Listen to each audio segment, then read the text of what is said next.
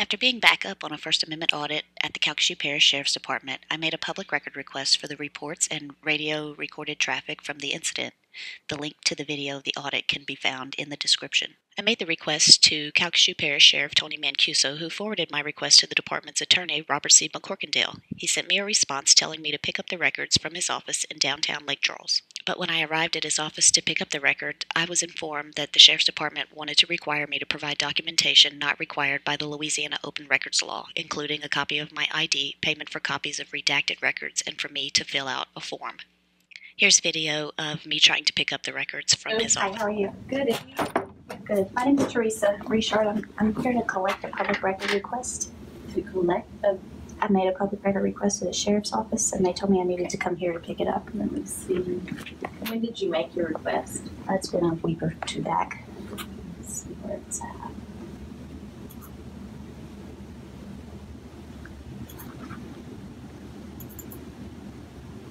You said it was Teresa Richard? Okay. Okay, I need a picture ID And the form, I've already filled out the form. Okay, perfect. I mean, I've already made a public record request. I don't have to fill out a form to make a public record request. This is my driver's license, Okay. but I don't want you to make a copy of it.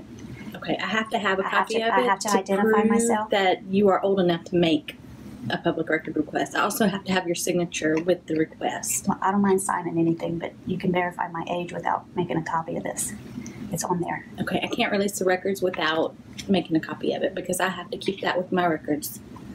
So that if anybody ever audits me, they will see that this is how I prove that I have verified that you're old enough. Okay. I don't mind providing you with my identification to identify myself. That's all I'm required to do. I'm obviously over 18. Right. And I'm not filling out another paper because I already mailed in a public record request. Okay. I have to have one with with the documents that we keep to prove that you did sign a form to make the form. I don't mind signing a form. Okay.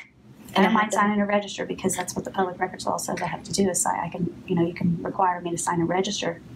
I don't have to sign a form. I've already sent in a public record request. Okay, I haven't received it. The only thing that I received was an email. Somebody received it, and I guess they forwarded it to you. I got a forwarded email, and that's all. So I guess what I'm telling you is that for me to release the documents that I have in my possession at this point, these are the things that I have been told that I'm required to do by my supervisors. Where's your supervisor? My supervisor's on vacation this week. He'll be back on Tuesday. So if you would like to come back on Tuesday, Okay, and let me just make him. sure I understand what you're saying. Okay. You're saying that you're going to require me to let you make a copy of my driver's license to verify my age, Yes. and that I have to fill out this form that you told me Right. that I have because to fill out the a form signature. as a requirement for me to receive these public records. Correct. That's correct. And what's your name? Jessica. Jessica. All right, Jessica. I guess since your boss is on vacation, you don't have another supervisor here. Are you the only one in the office? Today, yes, ma'am. There will be another lady here tomorrow, and you can speak with her if you'd like. Mr. McCorkindale is on vacation. Yes. No, I mean, I'm supposed to be able to come up here and get it. That's the law. I mean, I don't know how you've been trained to deal with it. I don't know what they told you to do. Who is it that's telling you that I have to do all of this? Mr. McCorkindale, Told you that I'm required to fill out a form. that anyone who wants public records, this is the steps to obtain the public records. I wasn't even supposed to pull the reports without the public record request being completely filled out. But I did make a public record request. That I have You not said yet you said received. somebody forwarded you my email. An email is That's not a the public same record as a request. formal request with your signature. But the law doesn't require me to send you a formal request with my signature. Okay, then that's something that you'll have to take up with him. But he's not here. He's not here, so he'll be back on Tuesday, a week from today. And somebody will be here tomorrow. Yes, ma'am. Who's that? The paralegal. Okay, well, tell Mr. McCorkindale that I came up here to get the public records that I'm ready to pay you for them, and what have you. Ready to take, I've done everything that I'm legally required to do. And since I'm not going to be able to get them today, that I'm going to file a public record lawsuit because he is required to turn those documents over to me. I don't have to jump through 85 hoops. It's a paper I that you get have to sign. I get it. I get it. I understand you've been advised to do that. I get it. I'm Mr. McCorkindale. You don't have any way to document that for me, huh? You couldn't put it in writing that that's what he's saying that I have to do? I can give you a copy of our requirements. You got a policy? Well, I have a form that we send when people want a public record, the instructions with the form that we send out. Okay, I have that. They already sent it. Okay. Yeah, let him know I drove all the way from Crowley too to pick these records up. Yes, That's 45 miles. And I'm leaving with nothing. You may think it's pretty petty for me to refuse to comply with the requirements.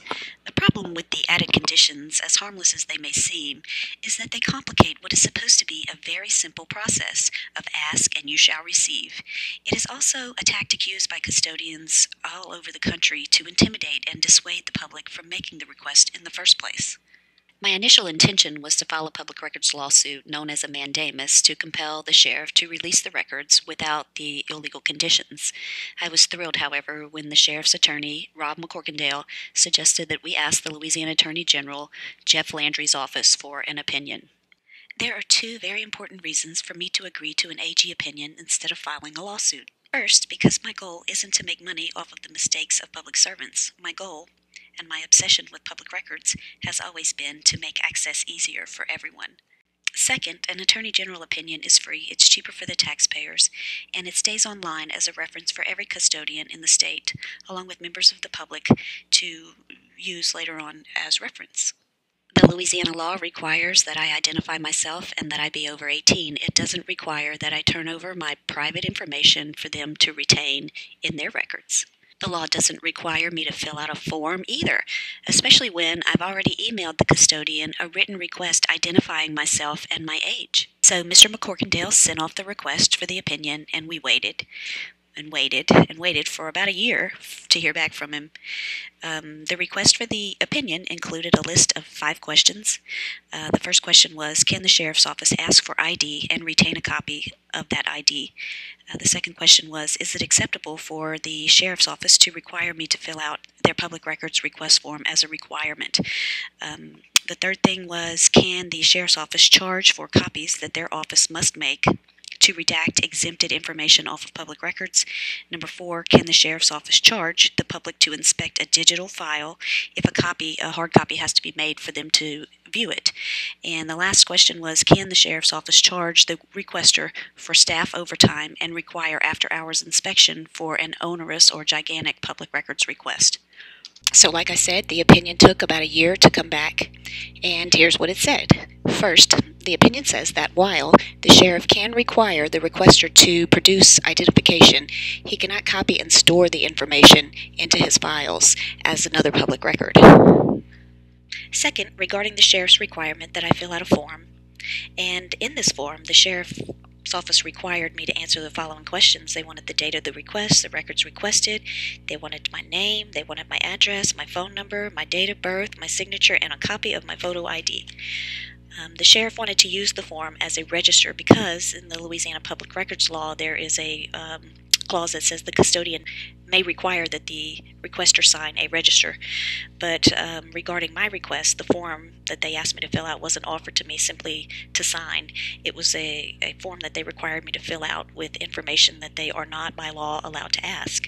The Louisiana Revised Statute 4432 does not allow a custodian to inquire about anything other than my name and my age. The opinion of the AG's office is that the public is not required to fill out a form, only to provide a signature on a register.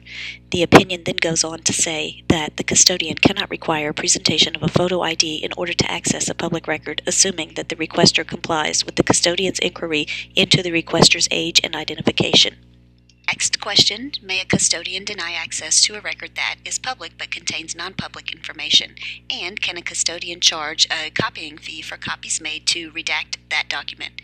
The opinion states, there is no specific authorization for a fee to be collected for segregating and redacting non-public information when responding to a request to examine public records, and a custodian may not charge a fee to the requester for such copies unless the custodian receives judicial authorization.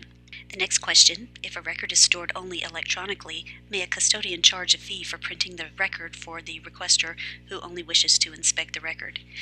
The opinion refers back to the previous response and reaffirms that the Louisiana Public Records Law does not allow the custodian to charge a fee to inspect the record.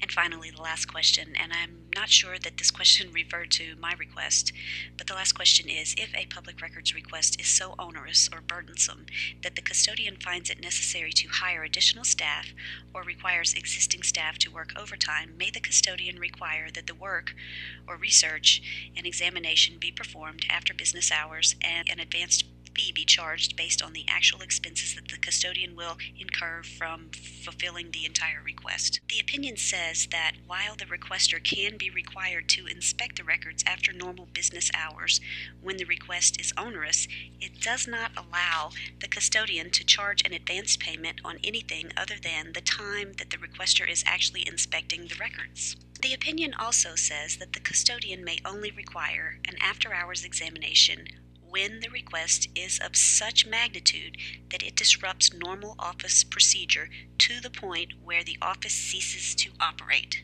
And again, you may think I am being petty in refusing to follow their requirements, but those requirements are often used to delay, to complicate, and to intimidate. Custodians in the past have used my driver's license information to run me for warrants, to find my home, and to generally harass me. And I'm not saying that that was the intent of this custodian, but it is why I don't submit to allowing the custodian to have any more information about me than the law requires. Sometimes I get flack over the fact that I personally do not pay for public records. A very common tactic for custodians to try and intimidate requesters is to demand a payment for research, copies, for copies that I didn't ask for, and for overtime. Again, I'm not saying that this was the motive of this particular custodian. I'm just saying that custodians, whether confused about the law or not, will ask for money that they are not entitled to. And these custodians will take advantage of requesters who aren't familiar with the nuances of the public records law, and oftentimes they will use demands for ID or for filling out forms or for payment to scare off the average citizen. Remember, access to public records and public meetings is a constitutional right here in the state of Louisiana.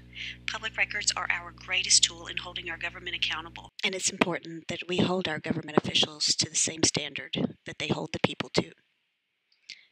I've provided my email address in the description, so if you have any public record questions that you'd like to ask me or anything I can help you with regarding public records here in the state of Louisiana, please feel free to email me.